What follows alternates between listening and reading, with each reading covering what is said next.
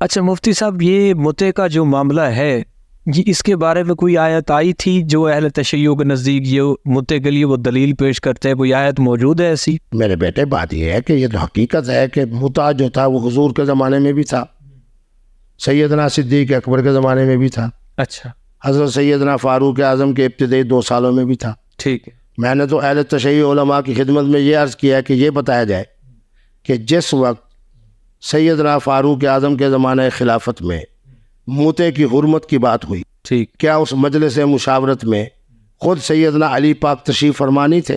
بالکل، خود سیدنا امام حسن مجتبی؟ یہ ایک لمبی بحث ہو جائے گی۔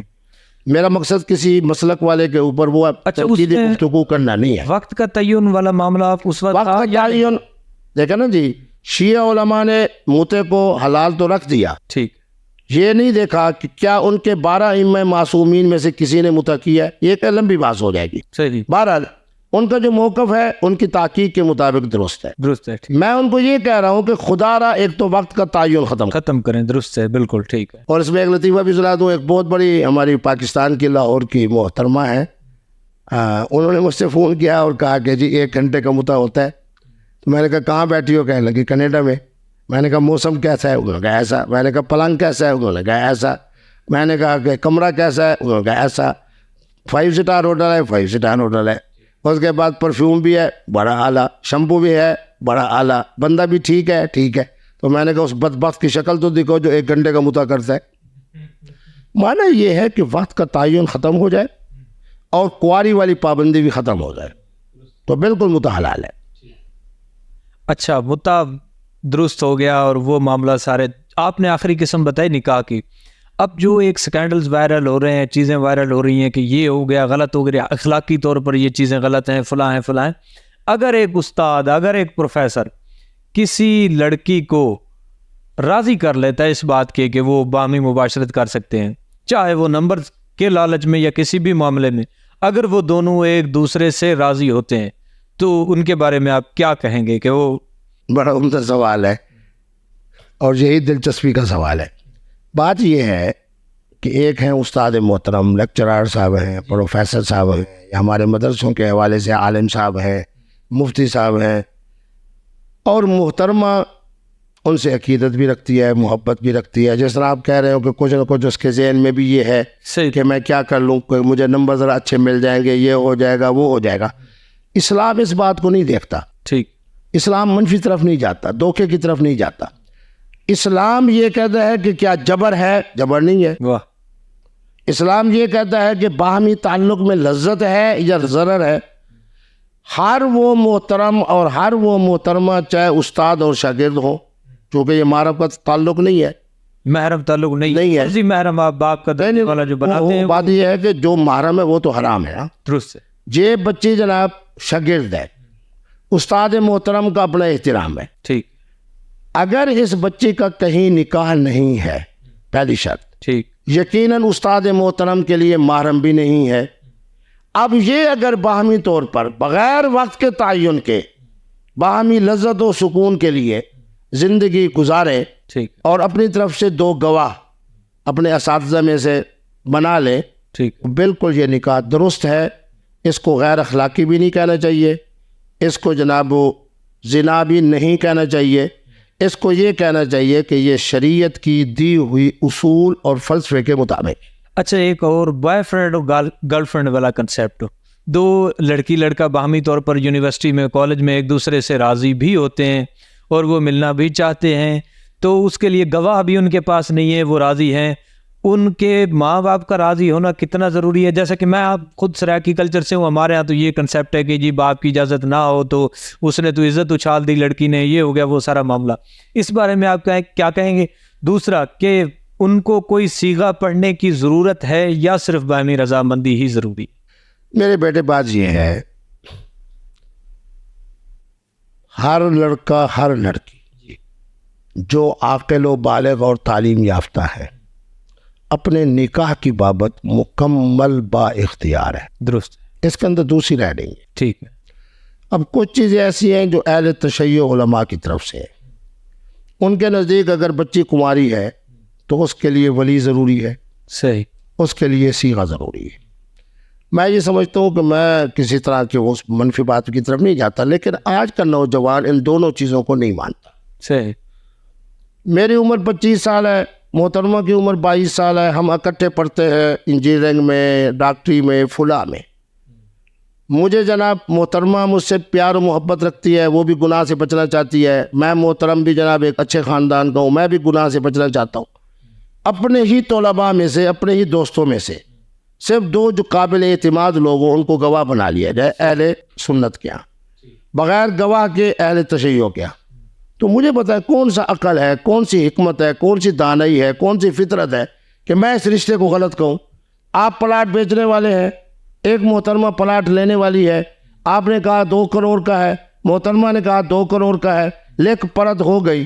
اگر یہ نکاح آپ سے میری طرف منتقل ہو سکتا ہے اگر آپ کی اور ایک محترمہ کی باہمی رضامندی سے 2 معتمد گواہوں کی موجودگی میں ایک دوسرے کے ساتھ امن کی، سکون کی، حلال کی زندگی گزارنا چاہتے ہیں، تو کون سی عقل اور کون سی حکمت اور کون سی فطرت اور کون سی کھوپڑی ہے جو یہ کہے کہ غلط ہے؟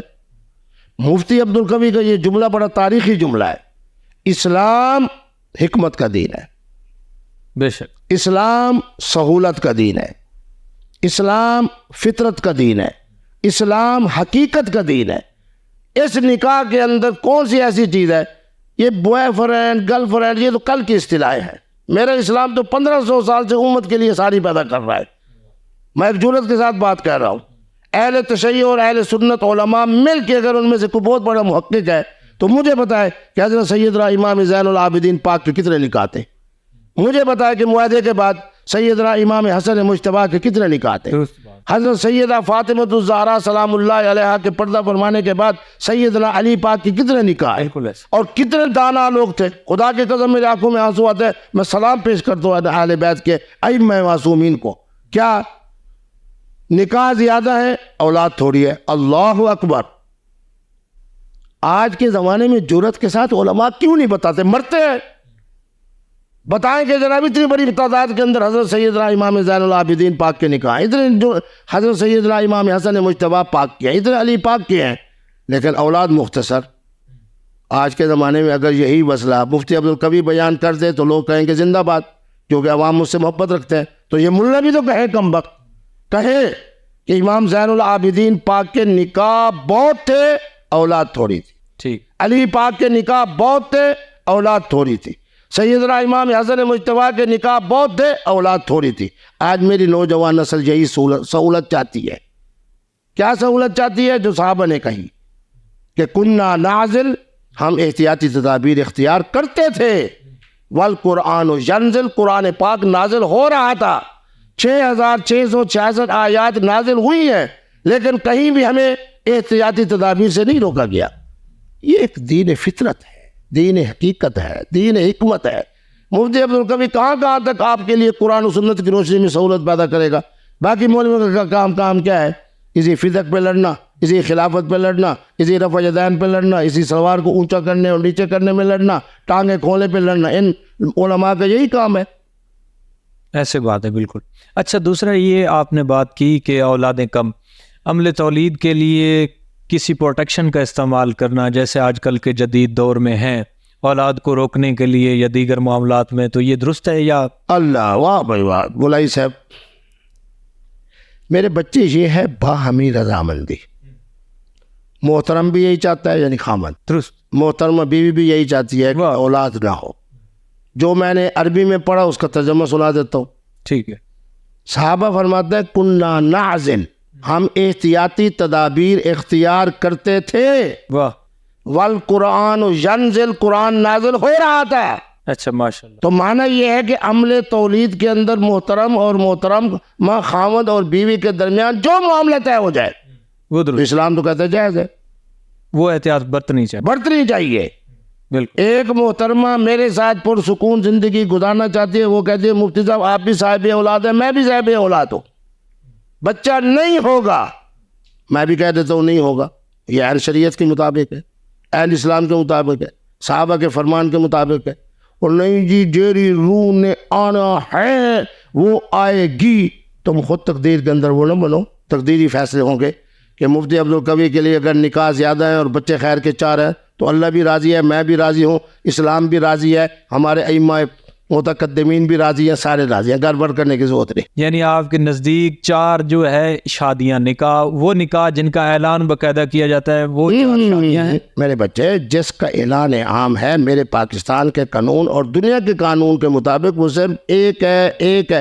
قبلہ مفتی صاحب کی شادی صرف ایک ہے, ایک ہے, ایک ہے, ایک ہے, ایک ہے. اس کے بعد جو آپ نکاح کرتے ہیں وہ ہے نکاح. وہ نکاح ہے ایک, اور نکاح کے لیے اعلان عام نہیں ہے. وہ جنم لیتی ہے ایک چیز کہ وہ نکاح اگر آپ خالصتاً صرف سکون کی نیت سے, ظاہر سی بات ہے قرآن نے عورت کو سکون کہا ہے, سکون کی نیت سے کرتے ہیں, اولاد کی اس میں نیت, اس میں کوئی ممانعت کوئی حرج نہیں. بات یہ ہے کہ اللہ کے قرآن نے کہا ہے کہ لِتَسْكُنُوا إِلَيْهَا. قرآن نے یہ نہیں کہا کہ شادی اس لیے کرو کہ تاکہ بچے ہر سال پیدا کرتے رہو. میں وہ بنگلہ دیش کی طرف گیا نا, تو ہمارے وہ بھائی تھے, تو بڑے وہاں جو ہے ان کی تجارت تھی, تو میں نے کہا بھائی عبد المنان کتنے بچے ہیں؟ صحیح. مفتی صاحب 22 بچے ہیں الحمدللہ. میں نے کہا 22. آگے کہتے ابھی تو آ رہے ہیں. یہ حماقت ہے, یہ خلاف فطرت ہے, خلاف شریعت ہے. میاں اور بیوی کی باہمی رضامندی سے, بیوی چاہتی ہے کہ جی 2 بچے ہوں, باپ بھی چاہتا ہے یہ 2, اور کافی, کوئی اس کے اندر ممانعت نہیں.